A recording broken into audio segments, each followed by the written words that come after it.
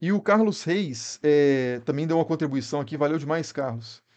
E ele falou aqui, mano, parabéns pela aula. Gilgamesh e Enuma Elish, entre outros mitos, você acha que fortalecem de alguma forma o ateísmo? Pergunta complicada, né?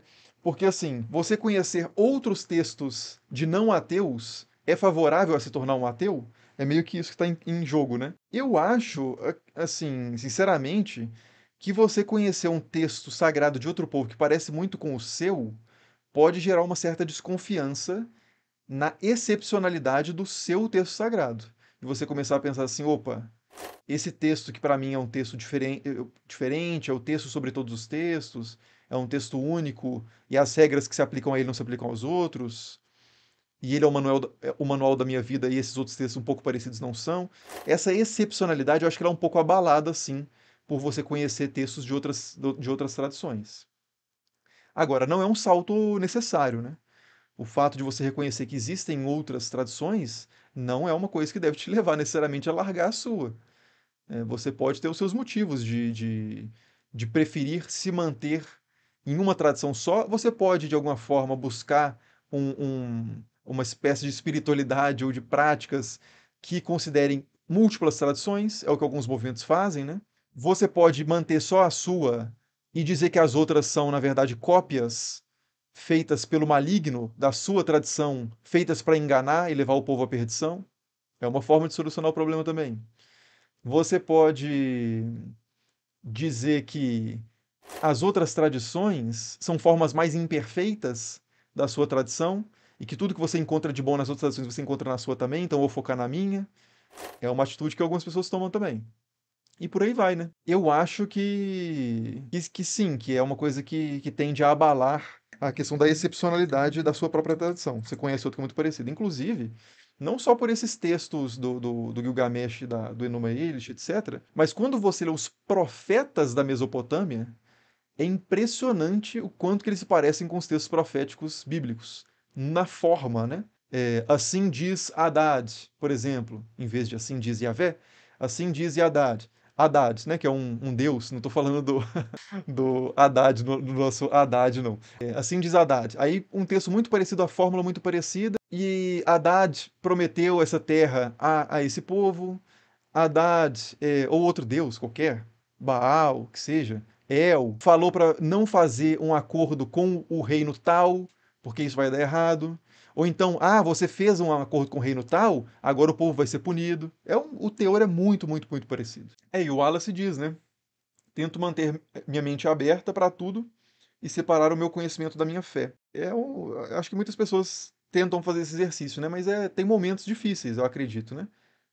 Que você experimenta. Eu acho que é difícil compartimentar essas coisas, porque se uma pessoa acredita que de fato uma coisa é verdade no campo da fé, isso de fato deveria ser de fato verdade no campo prático. Então, em alguns momentos pode gerar um conflito, né? E tem as pessoas que, por exemplo, acreditam na Bíblia literalmente, mas respondem o Enem a partir das coisas da geologia moderna, da astronomia moderna, da biologia moderna. Tem outras pessoas que tentam conciliar essas coisas, né? Tipo assim, a Bíblia é simbólica em alguns pontos a esse respeito de criação, etc.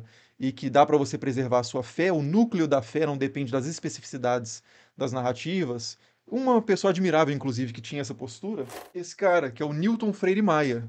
Newton Freire Maia, esse livro aqui, Criação e Evolução, mais um texto da biblioteca aí que tá furtado aqui em casa. O Newton Freire Maia é um biólogo, né, geneticista muito importante da história da genética no Brasil. E ele se converteu ao catolicismo. E para ele, o Gênesis, ele era um católico praticante, um católico até bastante tradicional em certos aspectos. E para ele, o Gênesis era mito, é mitologia. Só que os mitos, para ele, como para os antigos, e como acho uma posição perfeitamente válida também, os mitos comunicam verdades. A história em si pode não ter acontecido, mas ela pode te informar, te formar mesmo, até seu caráter, de uma forma poderosa. Né? Não é por acaso que as pessoas na antiguidade contavam tantos mitos, não é uma historinha assim para passar o tempo. Esses mitos são formativos, eles são instrutivos. Ele não precisa ser verdade factualmente. Era a posição do Newton Freire Maia, que era a posição de muitos católicos do tempo dele também, e acredito que de hoje também. Inclusive, ele cita só autores católicos para corroborar essa posição dele, né, que defendem a mesma postura. Então, assim, várias possibilidades, né, de conciliação entre ciência e religião, fé e razão, ciência, etc. E em alguns pontos, como o Eric Alves diz, a Bíblia diz que o próprio texto é uma parábola, mas nem em todos, né? Não em todos. Eu acredito que vários textos, por exemplo, o livro de Crônicas e o livro de Reis, que são muito parecidos, né? O livro de Reis 1 e 2 e Crônicas 1 e 2, eles são crônicas. O gênero deles é de fato crônicas, que são textos que vários povos escreveram e você encontra crônicas mesopotâmicas, crônicas gregas, que são registros cronológicos, né, sequencialmente no tempo, em que você organiza o que, que aconteceu em cada época, principalmente ligado a um reino. Então, no reino de fulano de tal aconteceu tal e tal coisa, depois no reino de fulano de tal aconteceu tal e tal coisa. Aquele tipo de texto não são textos alegóricos, né? Não são parábolas, não são textos simbólicos, na minha leitura, pelo menos, me parecem ser outro gênero textual, que é um gênero mais factual. Isso não significa que eles sejam certos, né? Mas há uma pretensão de verdade factual maior do que, por exemplo, na forma como eu leio o livro de Jonas.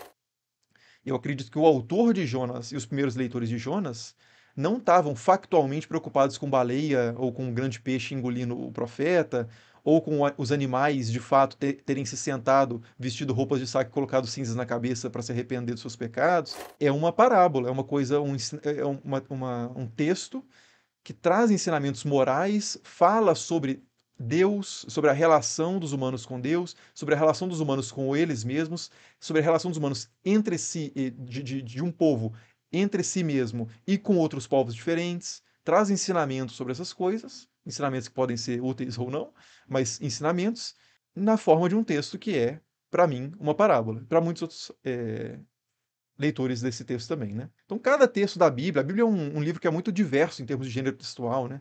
Você não pode ler um salmo da mesma forma que você lê uma crônica, da mesma forma que você lê um livro apocalíptico. São gêneros muito diferentes que demandam um esforço de leitura e um conhecimento também daquele gênero, daquele contexto de produção do texto muito diferentes.